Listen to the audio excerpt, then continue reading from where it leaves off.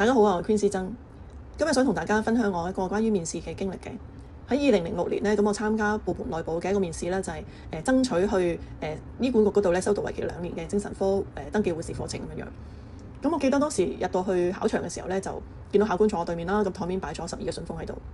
咁考官連隨就嗌我你抽一個啦咁樣。咁我當時我就揀咗第一個信封嘅。咁點解揀第一個咧？咁你知我哋中國人㗎啦，就邊咁大隻蛤乸隨街跳啊，係咪先？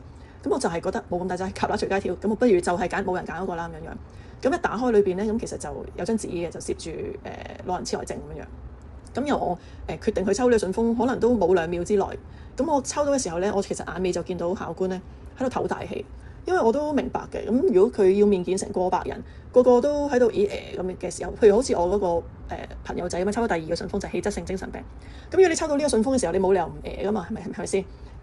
咁但係我就見到考官佢太辛苦，我就好想快啲去完結咗呢個面試啦。咁我就唞咗2大啖氣咧，就好似急口令咁樣咧，就講關於我嗰個信封就係老人痴呆症嗰個由成因啦，咁男人定女人多啲啦，病發嘅年紀啦，病狀係點樣啦，我哋要點樣照顧呢個人啦，呢個病者啦，咁同埋社區有咩資源咁樣。咁我記得就自己好似急口令咁樣喺度講啦。咁我相信呢個都係攞分位嚟嘅。咁同埋由我抽到呢張信封開始拎起張紙嘅時候，我一開始講之前咧，其實我都反轉嗰個張紙咧，就話俾考官聽，其實我係抽到啲乜嘢。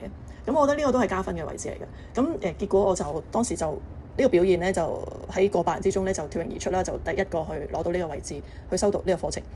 咁我回想翻呢一個過程嘅其實都考我哋幾樣嘢嘅，就係譬如心理質素啦，當時應變能力啦，你嘅知識嘅廣闊度啦，同埋面對一啲不確定性嘅環境嘅時候咧，你嘅態度係點樣？咁睇下你當時夠唔夠冷靜啦、果斷或者講嘢有冇結構。咁我覺得呢啲都係需要留意嘅。咁尤其是我覺得，譬如你投考警務處嘅朋友啦，咁嗰個心理質素嗰度，我覺得都會比較着重，會多少少嘅。咁大家可以留意下。祝大家備考順利嘅，加油！